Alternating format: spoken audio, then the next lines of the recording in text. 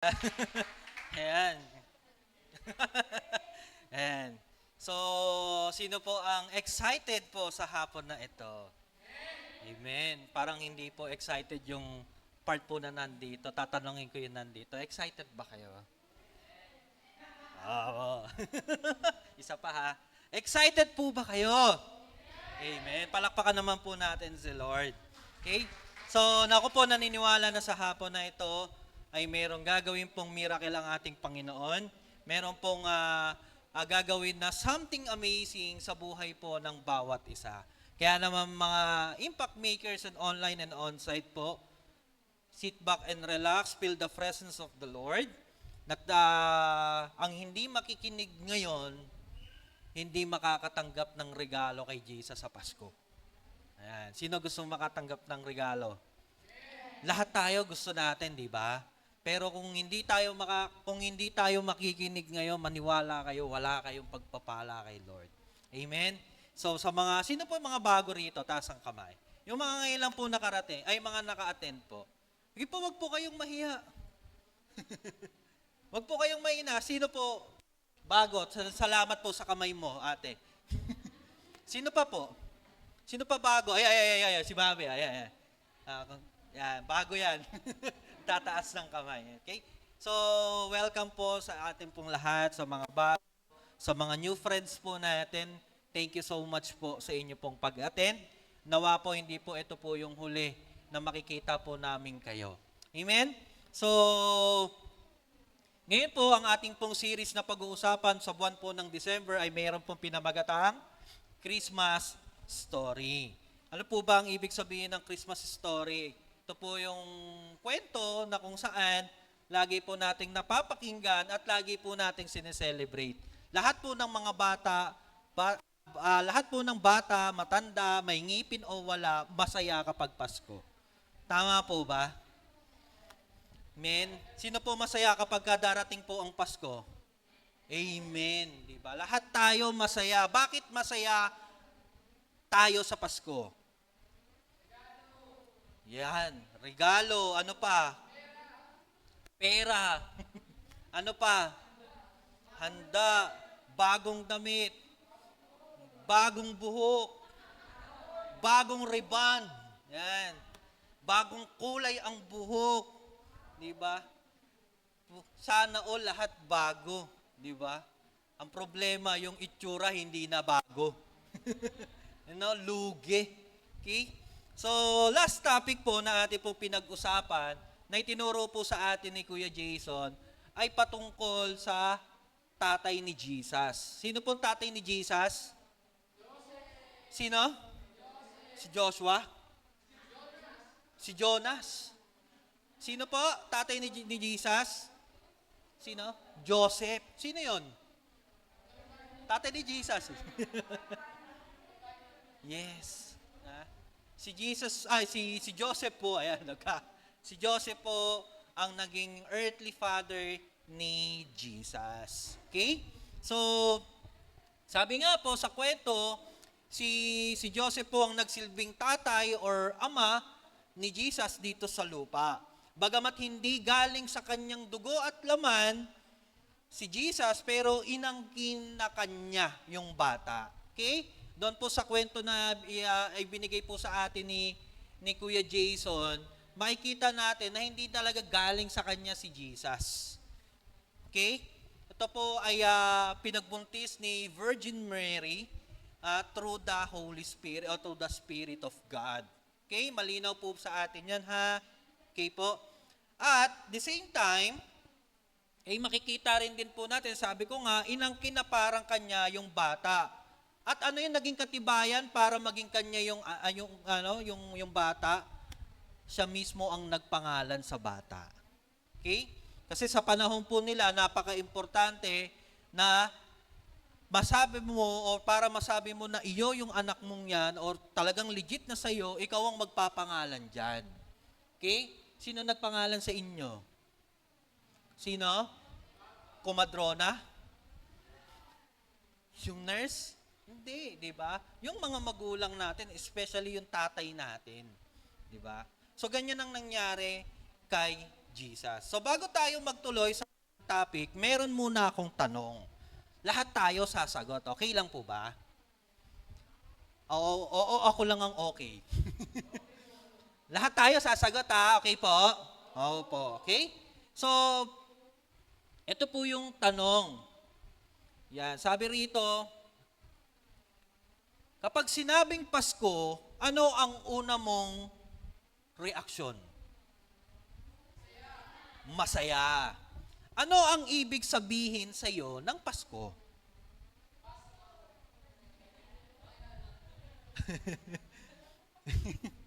Ano ibig sabihin sa iyo ng Pasko? Si Kuya Andoy, mayroon na siyang sagot eh. Sa inyo, sa iba, ano? Birthday ni Jesus. Okay. So at bakit sineselebrate natin ang Pasko? Bakit kaya? 'Di ba kasi sabi natin, masaya ang Pasko pag naririnig natin. Tapos, pangalawang tanong ko, ano ibig sabihin ng Pasko? Sabi natin, kapanganakan ni Jesus.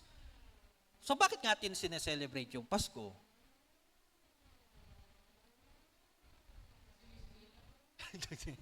Kasi may sinilang, tama rin din naman. Bakit kaya natin sineselebrate ang Pasko? Ha? Kasi birthday ni Jesus. Tama naman, kasi may sinilang, birthday ni Jesus kasi yun. Tama? Sa iba, bakit kaya natin sineselebrate ang Pasko? Para sa atin, personal na idea, ano? Wag po kayong mahiya. Ang makakasagot ng tama, may premyo. Yes. Tanungin nyo, ano premyo? Sige, tanungin nyo, ano premyo? Plus 10 sa langit. Sige. Bakit natin sineselebrate ang Pasko? Ay, si ating nakasalamin mo ang may idea na eh. Yan yung naka-blue. Kasi tingnan niya ako. Yan. Sige nak, go ahead. Mayroon kang idea. Bakit mo sineselebrate ang Pasko na?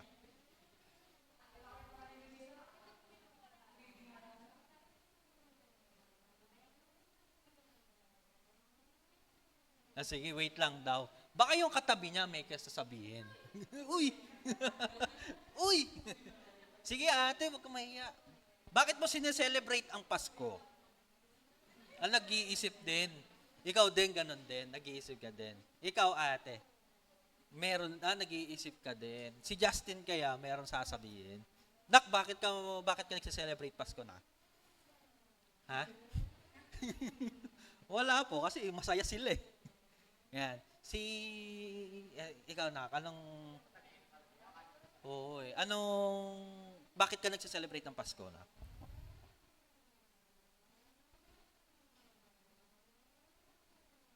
Bigyan ka dyan yan! Palakpakan natin ang Panginoon. Amen. Ang gaganda ng mga sagot nyo, maraming salamat sa inyo. So, madalas, kung bakit tayo nagse-celebrate ng Pasko, unang-una sa lahat, is masaya, nakagisnan, nakagawian, alam naman nating birthday ni Jesus, pero ang pinakatanong kasi, ano nga ba ibig sabihin talaga ng Pasko? Di ba?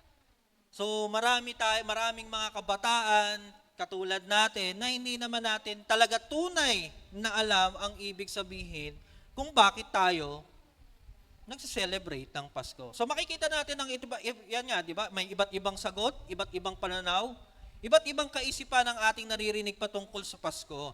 Pero ano nga ba ang tunay na kahulugan ng Pasko at bakit masaya at bakit pinagdiriwang ito? Kaya naman, Impact Makers, samahan po ninyo ako na tuklasin ito sa ating pag-uusapan ngayon na mayroon pong pinamagatang From Heaven Down to Earth. Yan, ang diwa at puso ng Pasko. So basahin po natin at matatagpuan po natin ang ating key passage sa Lucas chapter 2 verse 1 hanggang 20. Isang buong po ito halos half ng chapter po ng 2. Okay, sabi po rito, magsalitan po tayo, Tagalog naman po yan. Babasahin ko yung 1, kayo naman po yung sa verse 2. Okay? So, verse 1 ng Lucas chapter 2. Nang panahong iyon, inutusan ni Emperador Augusto na magkaroon ng sensus sa lahat ng nasasakupan ng Imperyong Romano. Verse 2, basahin po natin. 1, 2, 3, go.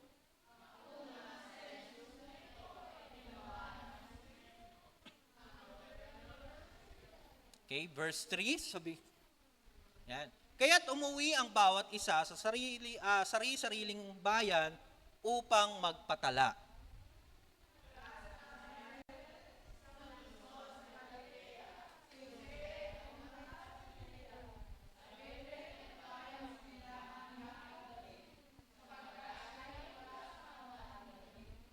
Okay, verse 5, kasama niyang umuwi upang magpatala rin si Maria na kanyang magiging asawa na noon ay kabuwanan na.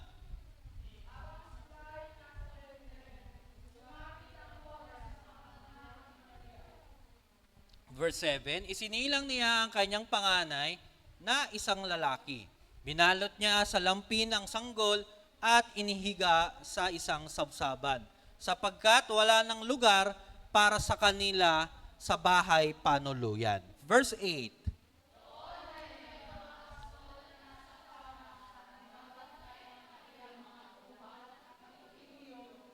Yan. Lumapit at tumayo sa kalagitnaan nila ang isang anghel ng Panginoon at nagliwanag sa kapaligiran nila ang nakasisilaw na kaluwalhatian ng Panginoon.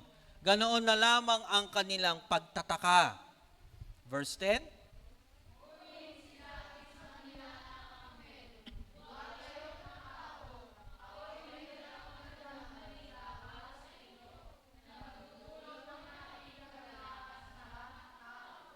Verse 11, isinilang ngayon sa bayan ni David ang inyong tagapagligtas, ang Kristong Panginoon. Verse 12.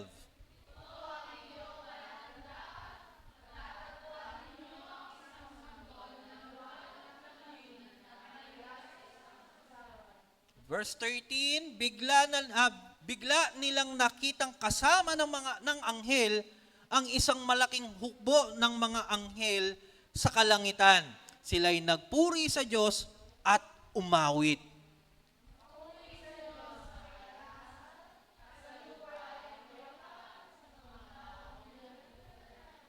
Amen. Nakikita nyo po, post muna po ako dyan ha. Makikita po natin na yung nagmensahe po, sino po yung naghatid ng message na merong ipinanganak na tagapagligtas? Sino po? Sino po? Yung angel. At pagkatapos niya nabanggitin na may isinilang na sanggol na tagapagligtas na binanggit na ang Kristong Panginoon, bigla na lang nagliwanag at nakita ng mga pastol o mga nagpapastol ng tupa na may kasama na yung anghel. Ano po yun? Isang napakaraming anghel sa kalangitan. At makikita natin in verse 14, diyan matatala ang unang worship sa New Testament. Anong sabi diyan? Papuri sa Diyos sa kaitaasan.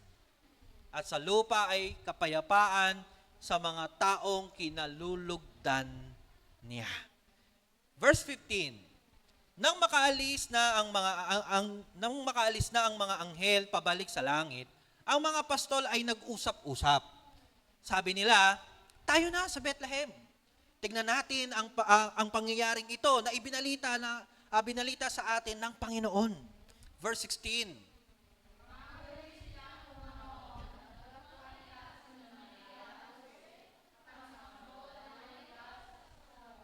Verse 17, isinalaysay ng mga pastol ang sinabi ng anghel tungkol sa sanggol.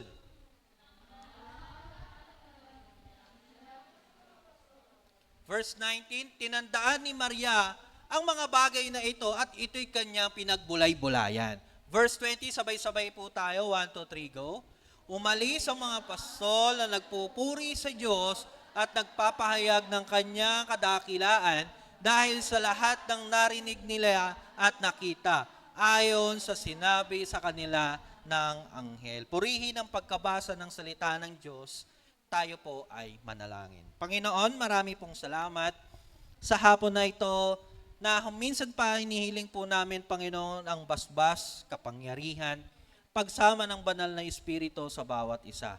Lord, ang abang lingkod mo na ginamit mong tagapagsalita, tagapaghayag ng iyong salita, ay puspusin mo ng banal na Espiritu, hindi human knowledge, but galing po yung knowledge at wisdom sa iyo, Panginoon, na siyang mangungusap sa mga anak mo, Lord God, na nakikinig sa mga oras na ito, online and on-site. Hipuin mo ang puso ng bawat isa, maranasan namin ang pagpapala at biyaya na nanggagaling sa iyo sa pakikinig ng iyong salita. Sa pangalan ng Panginoong Hesus, Amen. So ang kwento na napakinggan ng kapanganakan ni Jesus ay isa sa pinakamaganda at pinakamahalagang bahagi ng kasaysayan. Ulitin ko po yung kapanganakan ng Panginoong Hesukristo, ito ay pinakamagandang bahagi sa ating kasaysayan. So ipinapaalala nito na pinili ng Diyos na dumating sa mundo. Take note of this po, impact makers, pinili ng Diyos na dumating sa mundo sa simpleng paraan. Okay? Dala ang pag-asa at kaligtasan para sa lahat. Tignan mo yung katabi mo kung mukha ng ligtas yan. Mukha ba? Mukha naman, ano? Okay? So, sabi nga po, himayin po natin, ito pong ating pag-uusapan at kwentong ating pagbubulay-bulayan na impact makers tiyak na magdadala sa atin upang maunawaan ang diwa at puso ng Pasko. Kaya naman, hindi na po ako magpapaligoy-ligoy pa. Meron pong tatlong mahalagang bagay na makikita natin. Sige po, next. Yan, tatlong mahalagang bagay na makikita sa kwentong kapanganakan ng ating Panginoong Hesukristo. Amen po ba? So, makinig maigi, impact makers. And number 1, sa Luke 2, 1-7 is all about prophecy unlocked. Bakit nga ba merong propesiyang nabuksan or parang merong katuparan doon sa propesiya? So, pag-usapan muna natin ito at basahin muna natin yung balik muna tayo from the Old Testament. Sabi ng Micah, sige po. Yan. Micah chapter 5 verse 2. So bago ipinanganak si Jesus, naisulat na muna ito. Okay, naintindihan po ako. Bago pinanganak si Jesus, naisulat muna to. 400 years ang gap po niyan. Okay?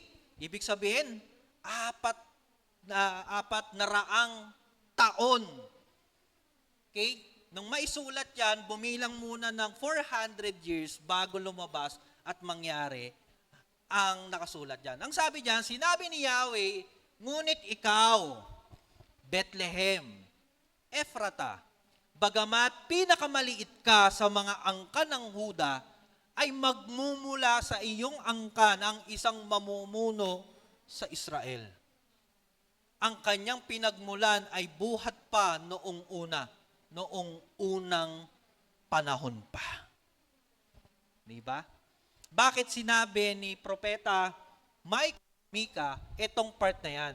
Kasi doon mababasa natin kanina, kung babalik tayo doon sa Lucas chapter 2 verse 1-7, pinakita doon kung saan galing na angkan ang tatay ni Jesus sa lupa, si Joseph.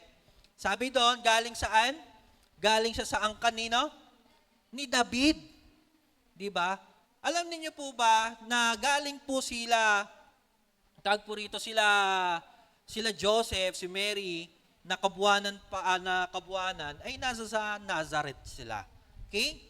So, umuwi sila para magpa-census kasi nagkaroon ng batas na lahat ay dapat maitala bawat angkan. Okay? Parang ganito lang yan. Last time, di ba, may umikot sa bahay nyo? Ano yung umikot sa bahay nyo? Census. Plus ano pa? Ayuda. Di ba? May dinikit na sticker dyan na may sulat. Tama ba? May nakasulat sa pintuan. Kasi kapag wala kayong blessing, ayuda. Hindi kayo mabibigyan. Di ba sabi, para saan po yan? Bakit kailangan pong magpalista? Hindi, kasi Sabi nung naglilisa, para po yan pagka nagbigay po ng bigas, lalo po ngayon po magpapasko, may ham si Mayor, di ba? Sarap. Kung walang tao ron, hindi kayong mabibigyan. Okay? So, syempre, magkaiba naman yung istorya ngayon natin sa istorya dyan. Okay? So, parang ganun lang siya. Kailangan nilang magpatala at umuwi kung saan sila ang nabibilang. So, dito makikita natin na sinabi ng isang propeta na mula sa lumang tipan pa na nanggaling na si Propeta Mika ay may isang mamumuno na lalabas sa Israel na magmumula sa Bethlehem. So, napansin na po natin, no? Isang propesiya o nangyari ba yung propesiya na yon na nabasa po natin? Yes, nangyari siya. Saan pinanganak si Jesus? Sa Bethlehem. From Nazareth to Bethlehem. Mamaya papakita ko po sa inyo. Okay? So, nagkaroon ng katuparan yung Lucas chapter 2 verse 1 to 7? Yes. Dito nagkaroon ng seso sa lahat ng nasasakupan ng Roma. Ang panahong ito ay nasasakop ng Roma ang bansang Israel. Kaya ginawa nila Joseph at Maria ay umuwi mula sa Nazareth patungong Bethlehem. Sige nak, pa-show nga nung map. Ayan, nakikita nyo po yung mapa. Yan po. Pansin po natin, ito po yung Nazareth. Yan, sa taas. Yan. Ang layo ng nilakbay, no? Okay, papuntang Bethlehem. Ang sabi po dyan, ayon sa research po natin, from Nazareth to Bethlehem ay aabutin ng 3 or 4 na araw. Okay? So possible nung sila ay naglalakbay, as in talagang kabwanan na ni Mary. Okay? So lakbay sila. Hanggang sa pagdating nila ng Bethlehem, makikita natin doon sa verse 1 to 7 na hindi naman na sila mismo talaga umabot sa mismong bahay nila. Okay? Bagamat ito po ay sakop ng Bethlehem, saan sila tumuloy? Bahay panuluyan. Ang problema doon sa bahay panuluyan na dapat nilang tutulugan, puno na. Fully book na yung Eastwood. Fully book na yung hotel. Okay? Ganun ang nangyari. Kaya saan napanganak si Jesus? Saan? Saan po? Sa kalsada? Sabsaban. Okay? So dyan, mapapansin natin na pinanganak ang Panginoon sa sabsaban. Ang census ang nagdala kina Jose at Maria sa Bethlehem. Tinutupad ang propesiya ni Micah chapter 5 verse 2 na ang Mesiyas ay ipanganganak doon. Maging ang pinakamakapangyarihang mga pinuno sa mundo ay hindi nalalamang nagsisilbi na pala itong plano ng Diyos.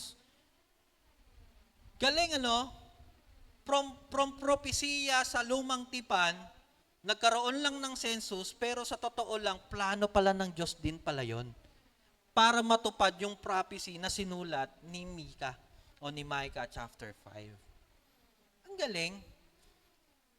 Parang, kung titignan natin, parang coincidence lang eh. 'Di ba? Parang pangyayari lang, parang hindi naman sinasadya yung pangyayari, hindi po. Tandaan po natin, ang Diyos, iba mag-isip kesa sa tao. Okay? Kapag ang Diyos ang nagsalita, may katuparang nagaganap. Kasi pag tayong mga tao nag-iisip, di ba, parang planado dapat, kailangan malinis, dapat nasusunod. Tama ba? Pero si Lord iba. Yung akala nating pangit na sitwasyon, yun pala, plano pa pala ng Diyos yung para sa atin. Di ba? Ganyan ang nangyari ngayon sa kapanganakan ng Panginoong Yesus. Kaya mapapansin din natin si Jesus, ang hari ng mga hari ay ipinanganak sa sabsaban. Hindi sa palasyo. Kasi pwede naman, sabi naman di ba? King of Kings, Lord of Lords si Jesus, pero pinanganak sa sabsaban. Tama ba? Tingnan nyo yung katabi nyo, tingin nyo, saan niya kaya pinanganak yan? Tingnan nyo yung itsura, yung the way, paano sila tumindig, paano sila manamit, tingin nyo saan sila pinanganak. Sabsaban. Di ba? Tama ba? Kasi tayo, mga tao, minsan ang tingin natin, kapag ka pinanganak sa, like for example, ayan, like, halimbawa lang naman, no, ayan, nakikita niyo si Kuya Arman sa likod. Yung ganyang itsura, sa tingin niyo, sa kaya pinanganak yan? Saan? Sa ospital. Saan yung libre?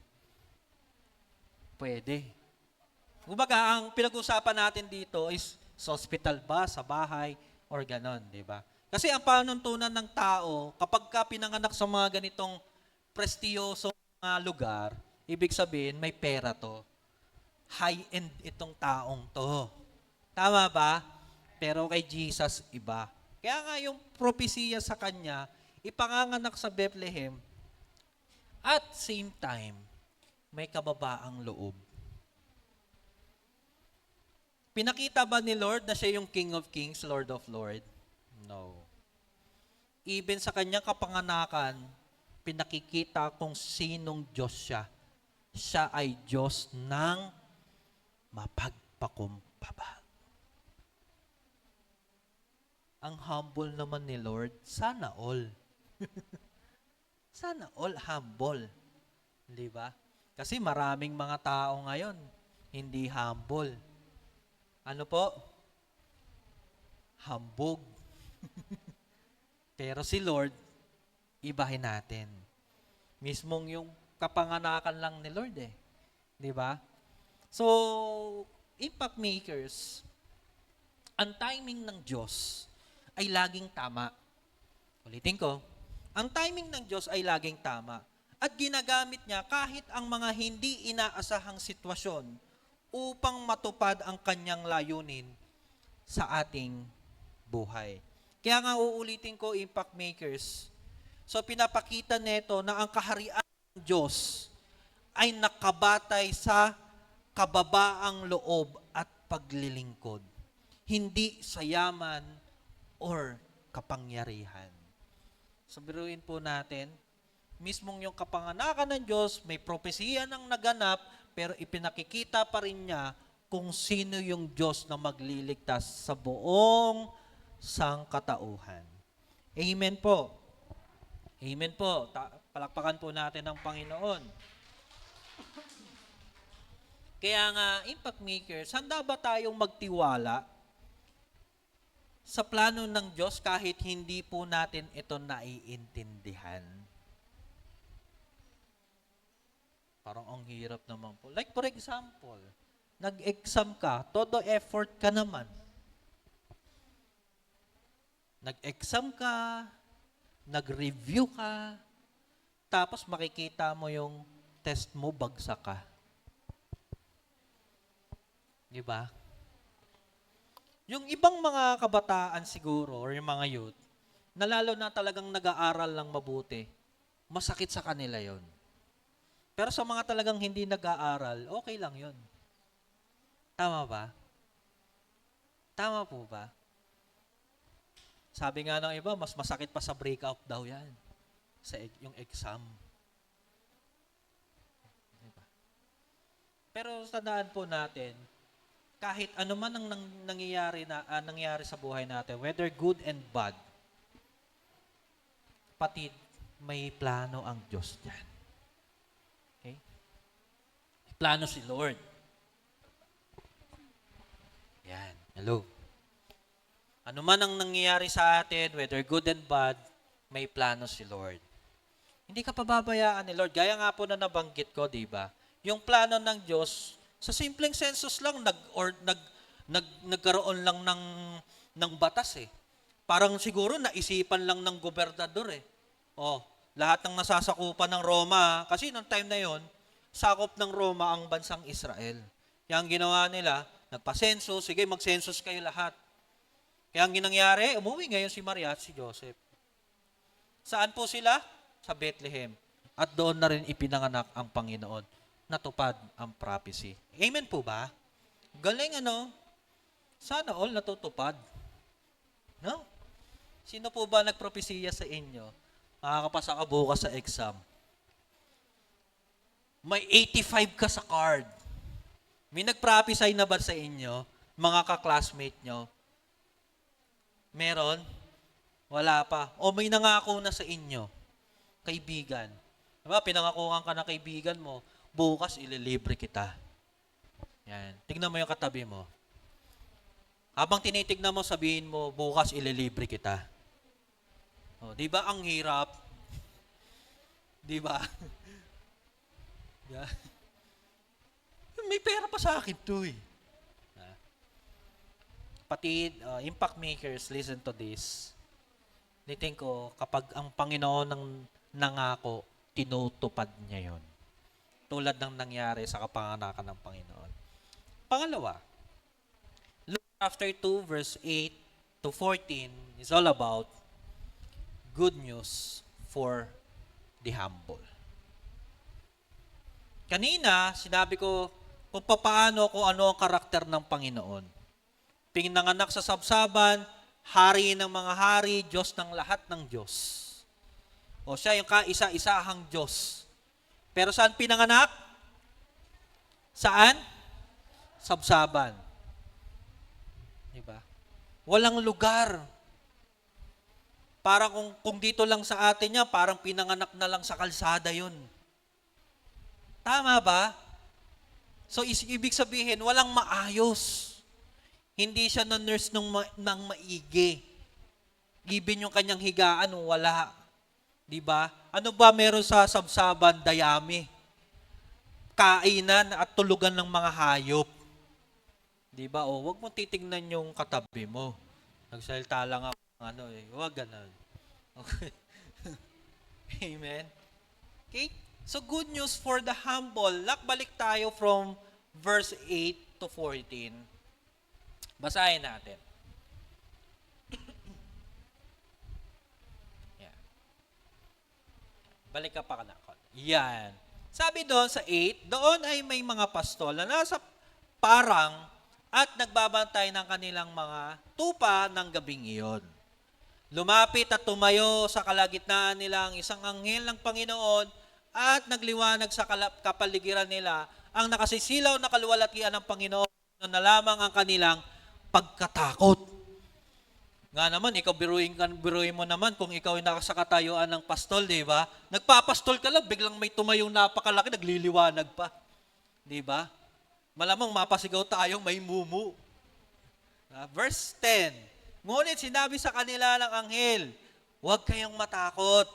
Ako'y may dalang magandang balita para sa inyo na magdudulot ng malaking kagalakan sa lahat ng tao. Wow! Sana all may good news. Gusto niyo good news? Mamaya. Verse 11. Says, yan. Isinila ngayon sa bayan ni David ang inyong tagapagligtas sa Kristong Panginoon. Ito ang inyong palatandaan. Matatagpuan ninyo ang isang sanggol na nababalot ng lampin at nakahiga sa isang sabsaban. Verse 13 and 14. Bigla nilang nakitang kasama ng anghel ang isang hukbo o malaking hukbo ng mga anghel sa kalangitan. Sila'y nagpuri sa Diyos at umawit ng ganito, papuri sa Diyos sa kataasan at sa lupa ay kapayapaan sa mga taong kinalulugdan niya. Wow, ang ganda. Diba? Meron ba akong English translations niyang 14 na yan? Meron ba tayo dyan? Ayan. Sige, wala. Pero ang ganda ng English niyan. Grabe. So dito, impact makers, listen to this, sa pagkapanganak ng Panginoong Jesucristo, nagkaroon ng matinding papuri at pagsamba ang mga anghel ng kalangitan. Ulitin ko po sa kapanganakan ng Panginoong Jesucristo, merong praise and worship na naganap. Amen? Sino po ang nagsimula ng praise and worship ng mga ng maipanganak ang Panginoong Jesucristo? Mismong mga anghel. Mga angel. Kanina sa atin tayo, nagpe-praise and worship tayo. Di ba? Tao lang Kasi kapag tayo lang, medyo nakakatamad ng konti pa. Di ba? Yung iba, pumapalak pa. Ganon. Yung iba hindi naiintindihan talaga. Pero dito, yung kapanganakan ng Panginoong Jesucristo, pambihira. Nilahukan ng anghel ng kalangitan. Kaya sabi doon, sa pagpupuri at pagsamba ng mga anghel, sila po ay sumamba at nagpuri at kasama ang mga tao sa lupa. Galing. No? Sa pagpupuri at pagsamba ng mga anghel, sinama o kasama nila mismo na sumamba at nagpuri yung mga tao din sa lupa, which is yung mga shepherd or yung pastol. Okay, na nandoon sa lugar na yon. So bago sila sumamba at nagpuri, meron munang good news na dumating. Ano po yung good news na yon? Anong sabi ng angel? Merong isinilang ngayon sa bayan ni David ang inyong tagapagligtas, ang Kristong Panginoon. Good news o hindi? Good news. Kasi sa panahon nila, nasabi ko nga, di ba, nasasakop sila. Siguro ang thinking ng mga ng mga pastol na ito, yung mga shepherd na ito, aba, meron kaming tagapagligtas ngayon. Tama, di ba?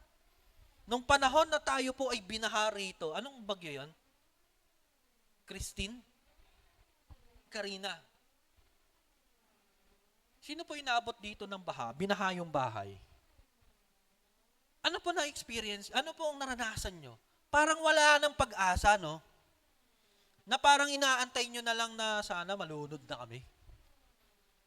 At naghahanap tayo ng rescue, tagapagligtas. Tama? Kahit kami po binaha din po kami. Nung panahon na binabaha po kami, alam nyo po, ginawa ko, naupo na lang ako Kasi hindi ko mo rin din alam yung gagawin. Binabaha ka na, yung bahay mo may waterfalls pa. Ang saya. Totoo po yun. Binabaha na po yung bahay. Sa loob na mismo ng bahay namin, pambihira, may waterfalls pa kami. Ibig po bang sabihin, yung kisame po namin talagang tumutulo, waterfalls po talaga. Na ako po sa akin, sa sarili ko, ano po ang magagawa ko rito?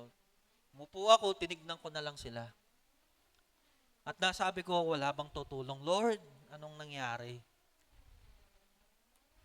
Ako po personally, ganun ang experience ko. Nasa tingin ko, ganito rin yung na-experience ng mga pastol na yung mga shepherd na to. Nung marinig nila ang balitang ito, para sa kanila, kagalakan. Good news talaga. Kaya nga makikita nating impact makers, kanino ba sinabi ng angel ang good news na ito? Di ba sa mga shepherd? O sa mga pastol? Ang shepherd po, sabi nga po, shepherds were among the lowest in the society. Yet they were the first to hear the announcement of Jesus' birth. This reveals that God's salvation is for everyone, regardless of status. Yung unang nakabalita ng good news na ito, sino ba? Yung mga mayroong bang kakayahan? Yung mayroong bang pera? Sa panahon po nila, ang mga shepherds po ay pinaka-lowest sa kanilang society. Ibig sabihin, pinakamababang uri ng nilalang sa kanila. Di ba sa atin po, honestly po, kapag ka nangangalakal, nag-iipon ng plastic, ng bote, dyaryo. Wala na palang dyaryo ngayon, di na uso. E-book na lang Di ba? Yung mga nag-iipon ng bote, nag-iipon ng plastic. Di ba mga mabababang uri yan sa atin? Especially na po yung mga namamalimos. Ayan. Di ba? Shoutout po ngayon. December na, ang daming badyaw. Yeah? Tama ba? Sila yung mga mahihilig mamalimos. So pag titingnan natin sa ano po natin, sila yung mabababa. Sa kanila, mga shepherd, yung mga pastol, tagapag-alaga lang ng hayop Yun lang ang trabaho nila. Ibig sabihin, mga hindi sila aral at same time, hindi sila nakapag-aral talaga. Wala sila namang kurso. Meron bang kurso ng pagiging shepherd? Wala. Di ba? Ang shepherd ba, doktor? Hindi. Tagapag-alaga lang sila. Pero, sila ang unang nakarinig ng magandang balita. Amen? So sabi nga, this reveals that God's salvation is for everyone. Ang mga pastol ay kabilang sa pinakamababang uri sa kanilang lipunan. Ngunit sila ang unang nakarinig ng balita tungkol sa kapanganakan ni Jesus. Ipinapakita nito na ang kaligtasan ng Diyos ay para sa lahat. Ano man ang katayuan natin sa buhay. So ang kapanganakan ni Jesus ay isang mensahe ng kagalakan, kapayapaan at pag-asa para sa buong sangkatauhan. So kaya nga mapapansin natin, bakit sinabi ng anghel sa pastol ang balitang ito? Una, na napansin ko rin din dito, is ito yung pagsasalarawan o pagpapakita na magiging ministeryo ng Panginoong Hesus sa mga susunod na panahon. Bakit ko po nasabi? Sabi ng Mark chapter 10 verse 45. Meron ba ako doon? Yan. Nasabi diyan, ito ay sapagkat maging ang anak ng tao ay pumarito hindi upang paglingkuran kundi maglingkod at ibigay ang kanyang buhay bilang pagtubos sa marami. Bakit sinabi sa pastol? Kasi ito yung nagsasalarawan ng ito yung pagsasalarawan ng magiging ministeryo ng Panginoon. Anong sabi diyan? Anong sabi diyan? Naparito ko hindi para paglingkuran, kundi para maglingkod sa inyo. Wow! Impact makers, listen to this. Are you humble enough para mag-serve sa iba? Humble ba tayo kapag tayo ay nagsaserve sa iba? Humble ba tayo kapag inuutusan tayo ng nanay at tatay natin? Humble ba tayo kapag nakikisalamuha tayo sa mga kaklasmate natin? Humble ba tayo kapag tayo ay tinuturuan ng mga teacher natin sa eskwelahan? Yung Jesus na nagligtas sa atin at ipinanganak, humble. Palakpakan naman natin si Lord.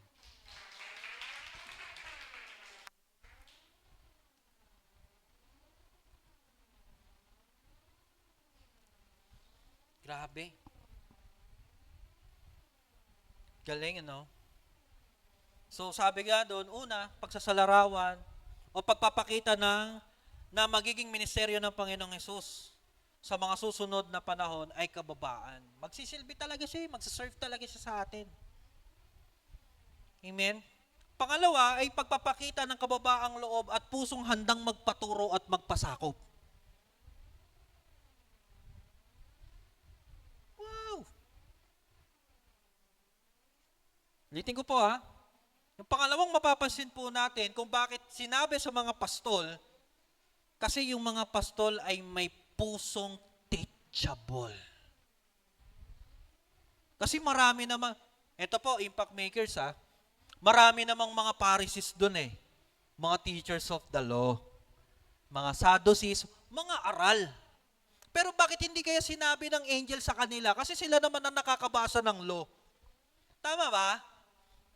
Kasi kung tutusin, pwede naman sabihin sa kanila Kasi sila yung nakapag-aral, sila yung nag-aaral ng law ni Moses.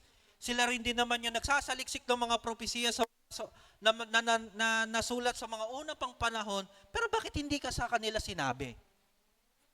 Kasi hindi sila teachable.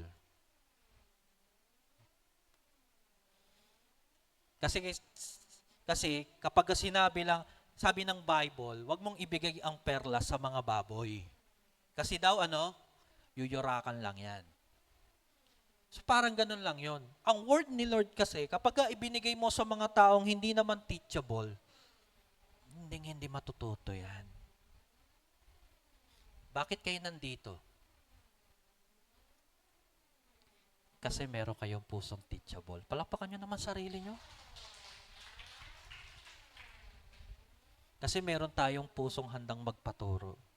Ganyan ang naging puso ng mga pastol. Kung bakit sinabi sa kanila.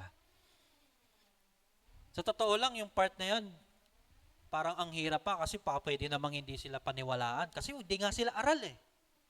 Mababang uri nga sila sa lipunan. Amen po ba? May kausap pa po ba ako? Okay. So itong dalawang to, sabi na Proverbs yan, meron po pala akong verse dyan. Proverbs chapter 3 verse 34. Meron ba ako dyan? Ayan. Kawikaan 3:34. Hinahamak niya ang mga nangahamak ng kapwa, ngunit binibiyayaan niya ang mga mapagpakumbaba. Galing. Sino po nakaranas ng blessing? Sa kwento po ng Lucas chapter 2, doon sa good news for the humbles. Sino nabiyayaan ng biyaya? Yung mga pastol. Bakit biyaya? Kasi sila ang unang nakarinig ng magandang balita. Blessing po ba yun? Hindi.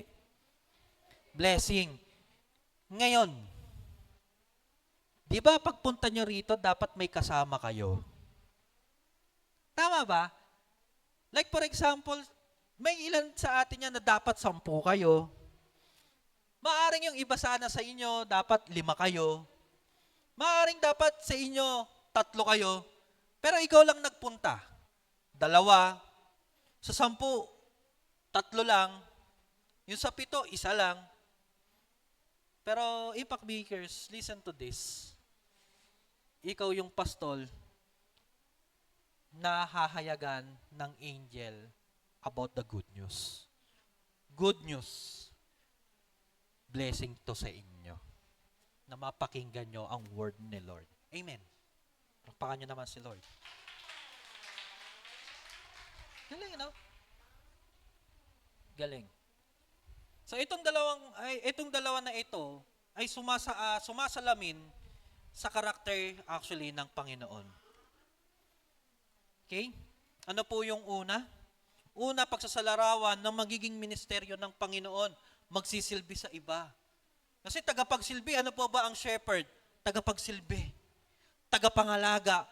Inalagaan ba tayo ni Lord? Yes, inalagaan tayo ni Lord. Diba? Pangalawa is about the humbleness of God. Napaka-humble ng Lord. Sa tutuusin nga, pwede naman sabihin ni Lord, Father, pwede naman po na hindi na ako mamatay.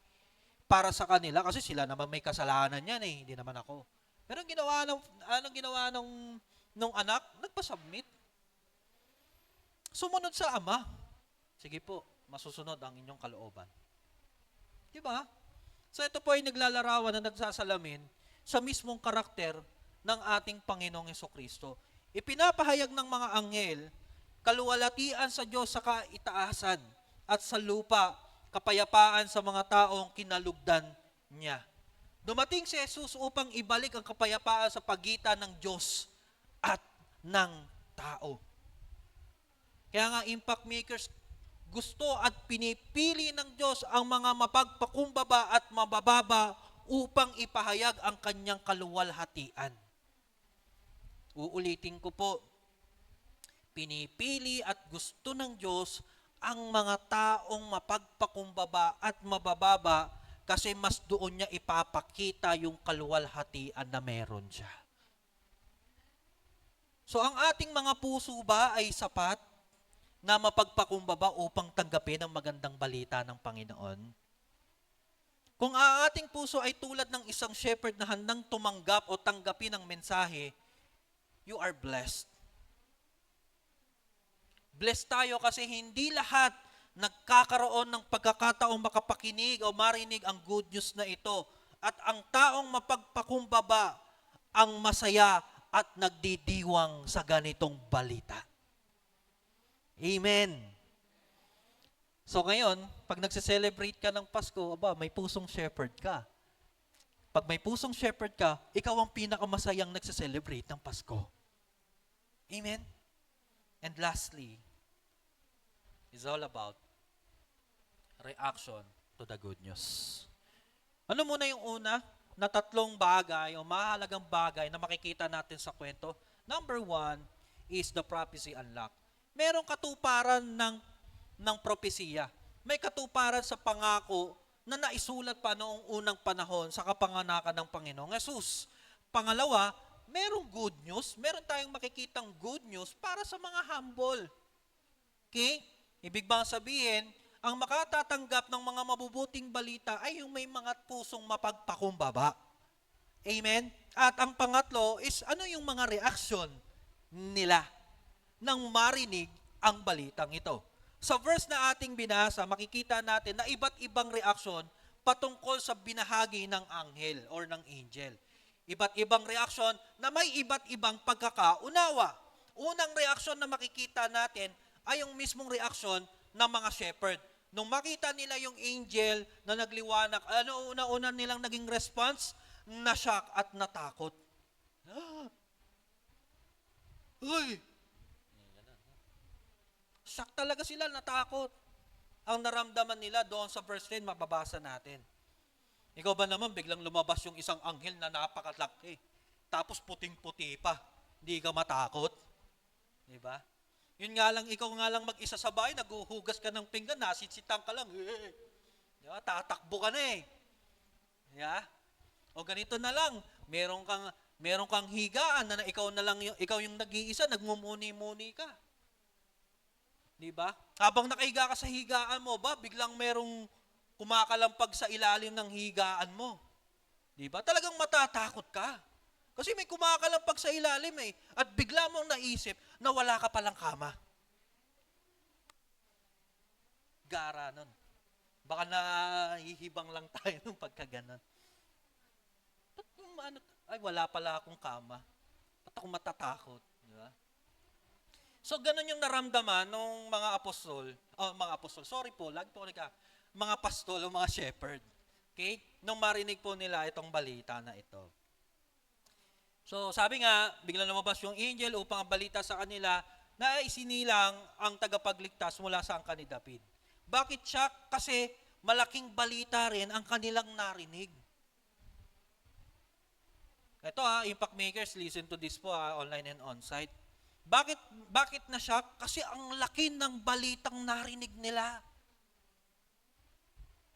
Pasabog, sabi nga, mas pasabog pa ang balitang kapanganakan ni Jesus kesa sa issue ni Maris Racal at saka ni Anthony Jennings.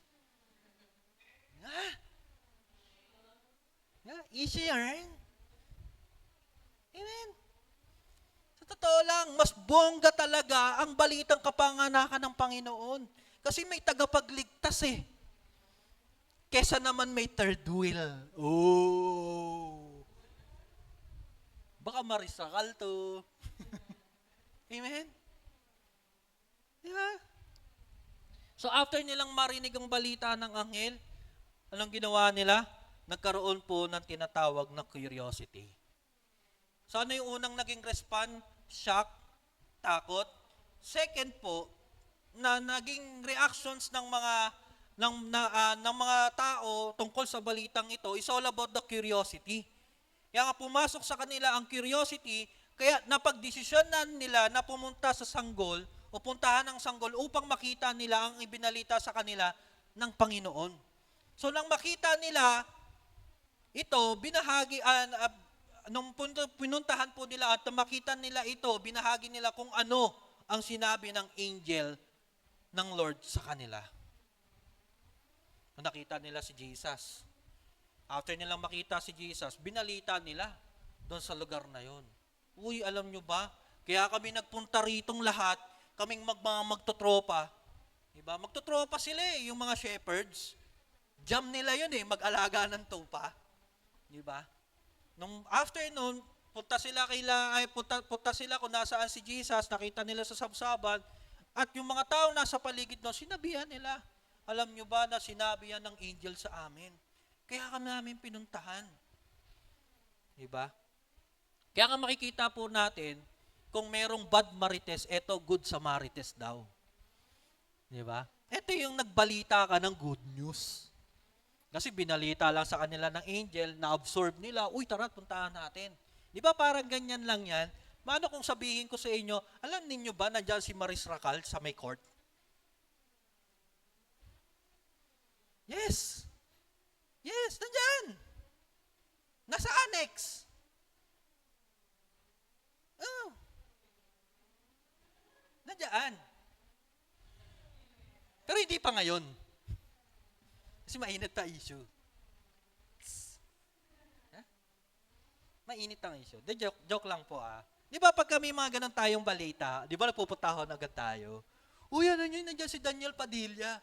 Pagkita nyo yung si Daniel Padilla, yung parang natipos pala. Di ba? Sa lubong yung mata.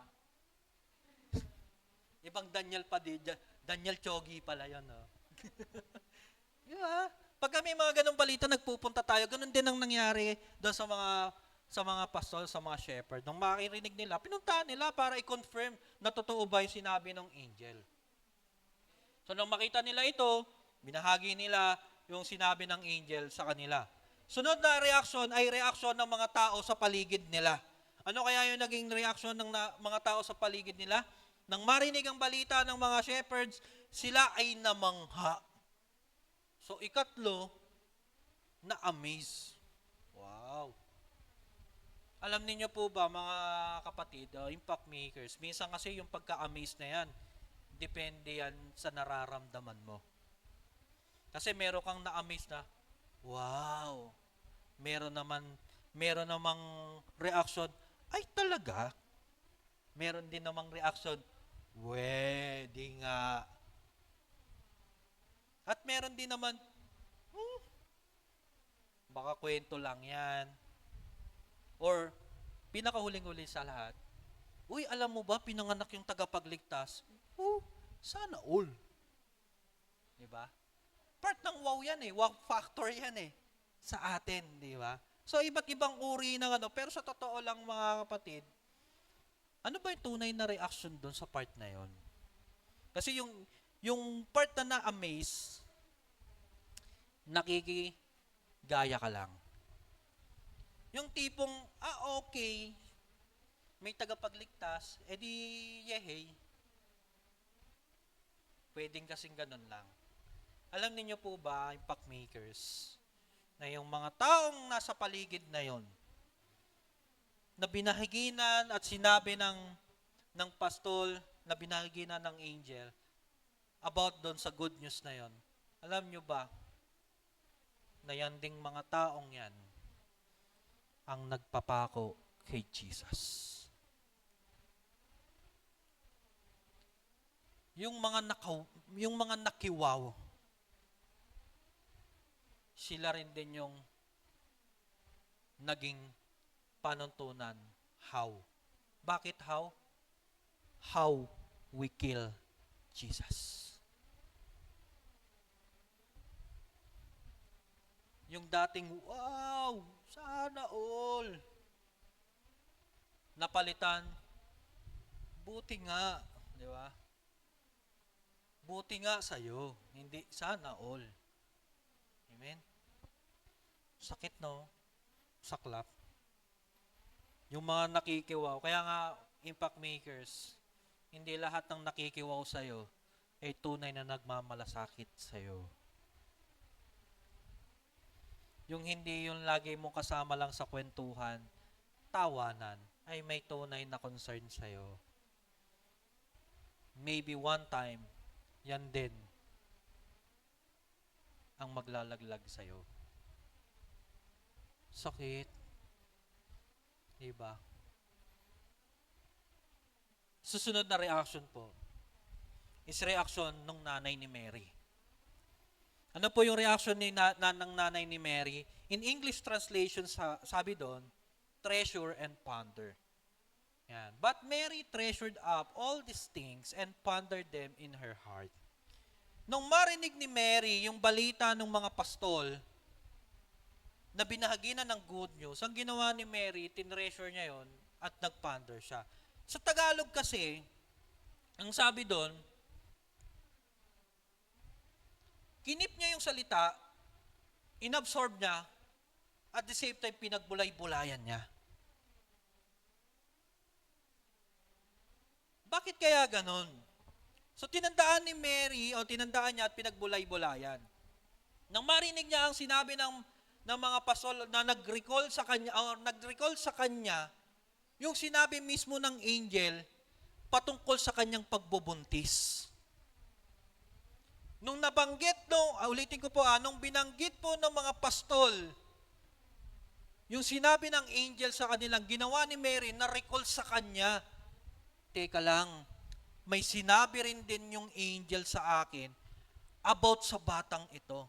Sa totoo lang, kaya din nag-ponder din si Mary, kasi iniisip niya ganito ba kalaki yung magiging ministry ng batang ito? Kasi ano yung worship? Papuri sa kataas-taasan. Anong sabi doon? Yung batang iyan ay ipinanganak bilang tagapagligtas. Ano yung sabi? Ang Kristong Panginoon. Kaya nag-ponder din si Mary, kaya rin di siya nagbulay-bulay kasi naiisip niya, pambihira, ang bigat ng batang to. Kaya nga tagdating ng John 3:16 di ba? Anong sabi? One and begotten Son. Nag-iisa, hindi lang bigatin, bigatin din. Di ba? Ang bigat. Ang bigat ng magiging ministry ni Lord Kaya ang ginawa ni Mary, sa totoo lang, nag-ponder siya, pinagbulay-bulayan niya. Bakit niya pinagbulay-bulayan? Kasi naisip niya, wow, ang pinagbuntis at naging anak ko ay tagapagligtas ko. Siya pala magliligtas sa akin. Pwede kasing hindi naman iniladhad sa kanya lahat ng angel of the Lord. Ang sinabi lang naman nung pinagbubuntis siya, manganganak ka ng isang sanggol. Anong sabi doon? At tatawagin siyang, ano po? Tatawagin siyang Eman. Ayun. Diba? Emmanuel. Na anong ibig sabihin? God is with me. With us. Sumasa inyo ang Diyos. Amen? Napondered si Mary because naisip niya ang anak niya na isinilang niya ay matindi. Bumalik sa kanya ang sinabi ng anghel patungkol sa kanyang pinagbubuntis. Pinagbulay-bulay niya ito dahil sa sinabi ng mga pastol. Pinag-isipan niyang maigi ang lahat ng sinabi ng mga pastol. Iningatan at pinagbulay-bulayan ni Maria ang mga pangyayaring ito sa kanyang puso. Paalala ito sa atin, mga impact makers, na pag-isipan ang mga gawa ng Diyos sa ating buhay at panghawakan ang kanyang pangako. May pangako ron si Lord Tama ba? Magbubuntis ka at ang pinagbubuntis mo ay magiging kasama nyo ang Diyos. Yan ang promise ni Lord sa atin o sa kanila. Kaya nga yung huling reaksyon ay mula ulit sa isang shepherd, yung panghuling-uli, anong ginawa ng shepherd? Sila ay nagpuri at nag-worship sa Lord ulit. After na ma-receive, nag-worship sila. Ano kaya nangyari doon sa kasama nila? Bakit yung sinabi ng Bible nag-worship ulit yung mga shepherds?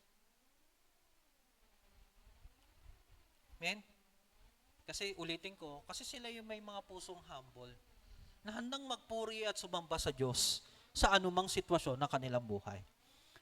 Alam niyo ba, impact makers, na ang unang regalong natanggap ng Panginoong Hesukristo nang siya ay ipinanganak ay papuri at pagsamba ng langit at lupa. Uulitin ko, sa kwentong kapanganakan ng Panginoong Hesukristo, ang unang regalong natanggap niya ay papuri at pagsamba ng langit at ng lupa.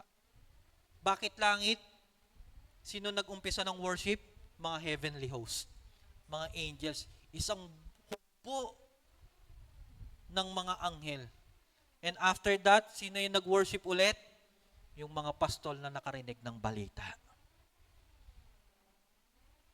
Sunod na regalo ay ang pag-treasure at pag-ponder ng kanyang nanay na si Maria, na hanggang dulo, sinubaybayan ng Panginoong Diyos. At yung pangatlong regalo na natanggap ng Panginoong Jesucristo is all about the wow factor ng mga tao sa paligid at yung mga nakarinig ng balitang ito. After this, another book of the Bible ay pinakita na meron ng talagang mga tangible gifts na natanggap na ang Panginoon. Amen? Kasi doon na dumating yung sabi daw nila, 3 hari daw eh. Hindi po. After this po, nung pangyayaring ito, tsaka naman nakwento sa ibang book, na dumating yung mga Magi's. Bit-bit ang kanilang mga regalo. Ano-ano yung mga regalo? Maririnig natin sa mga kanta, di ba? Frankincense, myrrh, and yung ano pa yung isa? Gold. Sana all may gold. Frankincense, pabango po yan. Isang mamahaling pabango. Yung myrrh, ano po rin din yan eh, ginagawa rin din po siyang oil-based na pabango. Pero alam niyo po ba may mga ibig sabihin po yung tatlong yun? Gold is all about the gift for the king. Gold is gift for a king. Frankincense ay ginagamit po yan pang insenso kapag ikaw ay mag-aalay sa Diyos. That is the gift for God. Nakuha po natin. Tama po ba ako? Frankincense na? And myrrh is all about the anointing of the dead body of Jesus. Ginamit po yan na pabango ng mamatay ang Panginoong Hesukristo. As I end, 3 mahalagang bagay sa kwento ng kapanganakan ng Panginoong Hesukristo. Una, is all about the prophecy unlocked. Nangyari ang propesiya, 400 years, ang interval. Pangalawa, is all about the good news for the humble. Magandang balita para sa mga mabababa o may mga kababaang loob. And pangatlo, reaction to the good news. Mga reaksyon ng magandang balita. Impact makers, sa kwento ng kapanganakan ng Panginoong Hesus, may mga aral na nais ituro at sabihin sa atin. Sa panahon natin, marami ang nagse-celebrate ng Christmas nang hindi talaga nauunawaan ang ibig sabihin nito. Tulad ng ating narinig at nakagisnan na ang Pasko ay pagbibigay ng aginaldo, ng regalo. Ang Pasko ay pagsasama-sama ng pamilya or minsan nagiging family reunion. Para sa bata, ang Pasko ay masaya kasi maraming pera. Ang Pasko ay pagbibigayan, ika ng iba. Pero alam nyo, impact makers, baguhin natin ang lumang kaugalian ng Pasko. Ang tunay na diwa at puso ng Pasko ay regalo mula sa kalangitan patungo sa lupa upang magbigay ng pag-asa, kapayapaan at kaligtasan. Once again, ang diwa at puso ng Pasko ay regalo mula sa langit patungo dito sa lupa upang magbigay ng pag-asa, kapayapaan at kaligtasan.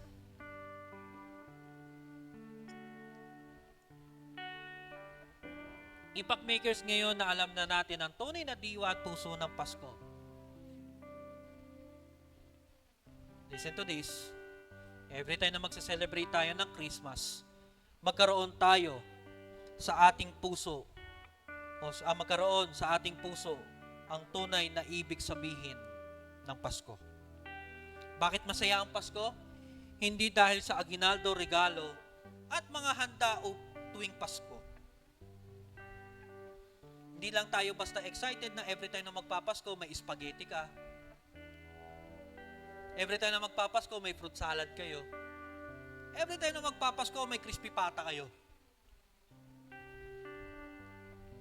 Kundi, merong nabuhay at namatay para sa'yo, na magdudulot ng pag-asa at kapayapaan sa'yo, sa akin, sa nanay at tatay mo, sa kapatid mo, sa classmate at teacher mo, at maging sa mga taong nakapaligid sa'yo. Bakit masaya ang Pasko? Sabi ko nga, hindi dahil sa aginaldo, regalo, at handa tuwing Pasko, kundi kaya ka masaya, o kaya masaya ang Pasko, dahil ipinanganak ang tagapagligtas ng ating buhay. Kung bakit may regalo at aginaldo, kasi mismong ang Diyos ang unang nagbigay ng regalo sa buong sangkatauhan. Walang iba kundi ang Panginoong Hesus. Aginaldo? Bakit may aginaldo tayo? Sabi ko nga, di ba? Sa Pasko, bakit mayroong gift? Kasi si Lord ang unang nagbigay ng gift sa atin. Bakit may aginaldo? Simple lang naman. Kasi may nagbayad para lang maligtas tayo. Wala iba kundi ang Panginoon sa pamamagitan ng dugo at buhay niya. Tanungin ko kayo, ano ang pwede mong maibigay na regalo pabalik doon sa pinanganak dito sa lupa? Ano ang pwede mong ibigay na regalo sa Panginoon? Sabi ni ate, puso. I like that answer. Puso para kay Kristo. Amen. Magtiwala sa plano ng Diyos sa bawat sitwasyon. Tanggapin na may kababaang loob at ipagdiwang ang magandang balita ni Jesus. Tumugos sa pamamagitan ng pananampalataya, pagkilos, at pagsamba. Impact makers, every time na magsa-celebrate tayo ng Christmas, mag-worship tayo sa Lord. Ulitin ko, kaya ka nagsa-celebrate dahil may pinanganak na tagapagligtas. Yung kaligtasan yun ay nararanasan mo ngayon. Amen. At sa mga kausap ko rito na hindi pa na-experience ang kaligtasan, taas po ang kamay. Tataas ang kamay ng gustong ma-experience ang kaligtasang ibinigay ni Lord. Taas ang kamay. Taas ang kamay. Huwag kang mahiya, kapatid. Tataas ang kamay ng gustong ma-experience ang kaligtasan ng Panginoon. Come on. Tatayo ang gustong maligtas. Tatayo ang gustong maligtas. Yuyuko at pipikit ang mga gustong maka-experience ng kaligtasan ng Panginoon. At higit sa lahat, susundan ako sa panalangin ng mga kabataan or mga anak ng Diyos or nagnanais na maranasan ng kaligtasan ng Panginoon. Panginoong Hesus, salamat po sa buhay na ibinigay ninyo po sa akin. Salamat po sa iyong kapanganakan na nagdulot ng kapayapaan, kaligayahan, pag-asa, kaligtasan sa lahat. Sa mga oras na ito, aking Panginoon, hinihiling ko po na maranasan ang kaligtasan na ito sa pamamagitan ng totally pagsuko ng buhay ko sa iyo. Sa mga oras na ito, Panginoon, sinusuko ko ang aking buhay sa iyo. Tinatanggap kita bilang Panginoon at tagapagligtas ng aking buhay. Isulat po ninyo sa aklat ng buhay ang aking pangalan sa makapangyarihang pangalan ng Panginoong Hesus. Amen. Palakpakan po ninyo ang inyong mga sarili. Let me pray for you. Come on, pray tayo. Hayaan nyo po na ipanalangin ko po kayo. Panginoon, marami pong salamat sa kapanganakang ibinahagi ninyo po sa akin o sa amin, O Lord. Kung papaano, O Lord God, na pinakita mo na ang meaning ng Christmas talaga ay merong propesiyang naganap. Yung mga reaksyon ng mga taong nakarinig ng balita at higit sa lahat, yung reaksyon namin nang marinig namin ang mabuting balita. At kami po, tulad ng isang pastol na nakarinig, Lord, ng good news na ito, nawa po ay katulad ng puso ni Maria na itatabi po namin, i-absorb namin ang iyong salita at the same time, pagbulay-bulayan po namin ito, hindi lang po sa aming isip, maging sa aming tulungan nyo na rin din po kami, Panginoon, na maisapamuhay ang kaligtasang ito na naganap, Panginoon, sa mga oras na ito. Maraming pong salamat even sa mga kapatid ko po na nandito online and on-site na naka-experience, O Lord God, ng kabutihan, Panginoon, ng iyong kapanganakan. Nawa po, pagpalain po ninyo sila at higit sa lahat, maranasan ang tunay at kabuuang kaligtasan sa kanilang buhay. Yung saya, yung peace, maranasan, yung joy, O Lord God, ay maranasan sa kanilang buhay. Maraming pong salamat. Ito po ang aming samot dalangin sa pangalan ng Panginoong Hesus, ang lahat ay magsabi ng Amen.